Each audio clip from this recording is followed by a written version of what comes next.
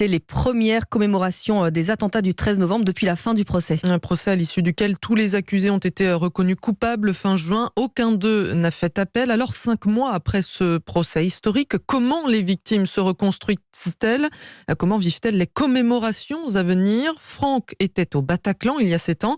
Il a également témoigné lors du procès. Depuis, une page s'est tournée, mais le traumatisme est toujours présent. Ce qui est compliqué dans l'après-procès, c'est plus l'été se passe, tout va bien, mais c'est la rentrée. Et il reste ça, ce 13 qui approche, comme tous les ans, et on ne comprend pas très bien, enfin moi je ne comprends pas très bien comment des fois je peux encore être triste, parce que normalement, quelque chose de majeur s'est achevé. On a toutes les cartes en main pour aller beaucoup mieux, mais non, ça nous rattrape tout le temps. Même malgré la fin du procès. Alors c'est tout bête, mais le changement d'heure il y a 10 jours, tout d'un coup la nuit s'installe. Et là ça vous rappelle que novembre arrive. Et novembre c'est compliqué.